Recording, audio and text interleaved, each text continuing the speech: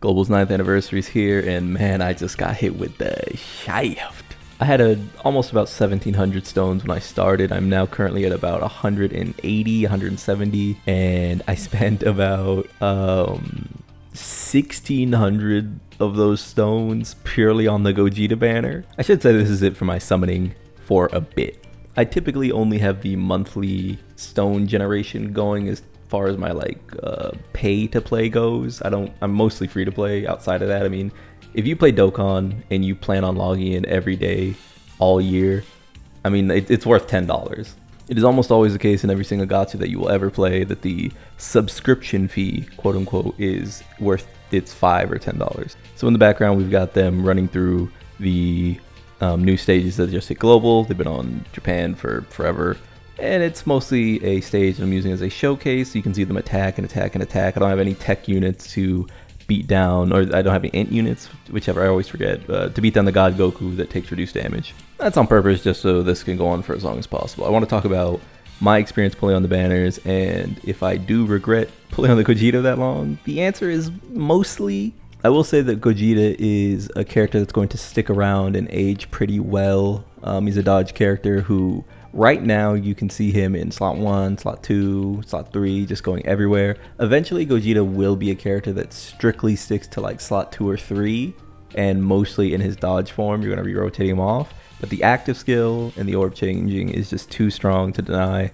I really want him long term for my account. So if you're wondering why I put all the stones in, that's why. Also, getting caught up in the hype, but my plan now is I am not pulling for the UI Goku that just released on JP, the Tanabata one. I am probably not pulling at all until we are synced. So if you are like me and you spent on this anniversary, you spent your free-to-play stones on this anniversary, you should probably be looking towards the synced worldwide download celebration if you want to make the most out of your stone, backlog. Broly, I got in about 140 stones, I want to say. I didn't even make it through the first rotation of the new step-up system that is running for this anniversary. I got to the free multi, and then I pulled them on the 40 stone one right after that. And I don't pull for dupes. I don't pull for dupes ever. My philosophy in gacha games is unless you're going to save for the intention of pulling for dupes, and it's a game like Honkai Star Rail, I just basically would never pull for dupes. The characters are going to return. These types of characters, the ones that are the best, are going to return on the best banners. Outside of literally being a whale, if you're a whale, you're pulling for rainbow because it's a collection sort of thing. If you are moderate or light or free to pay, you shouldn't be pulling for dupes, period. Because those stones are going to weigh most heavily when a new character comes out. If you ever see me and I have 2 copies of a unit that just released, it's probably because I pulled them in the same rotation. After that, I basically completed all of the current content that is on global until we get the EZAs. We're basically just waiting for EZAs now. I think the EZAs are the most anticipated thing for me. We already know Beast Gohan is the best character in the game. There's no doubting that. I'll be using the 77 ticket summon on Beast Gohan, period. And if I don't happen to get him, I'll probably go in on the EZA stones that release.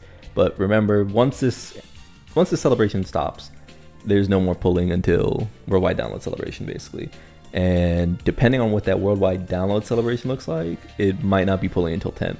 I would liken a character like Gogeta to a character called Ruin Mei from Honkai Star Rail, who is having a banner run currently. And Ruin Mei is very important because she enables so many strategies on several teams, as well as raised crit damage, which is just a universally useful thing.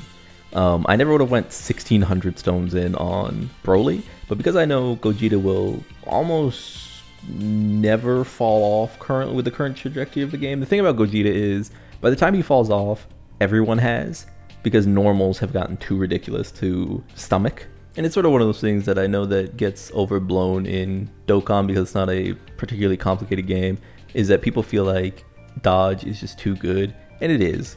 And the reason why is because you can plan for the future, or sort of quote unquote future proof like you would like a PC or something. Remember that by the time this anniversary ends, we would have made about 1,000 or more because of the global, how global catch-up and content has gone. We'll probably made 1,000 or more stones. I think I did a video and the stone count on Reddit was about 1,300. I think the same person posted there's about 600 stones up for grabs right now if you haven't done any of the content. You know, at the end of the day, gacha is a sort of slippery road, but the interesting part about playing free-to-play is bankrolling yourself and setting expectations. I think the limitations can sometimes unlock, you know, unique teams and an appreciation for characters that you otherwise wouldn't really care about. It's sort of like Nuzlocke in Pokemon.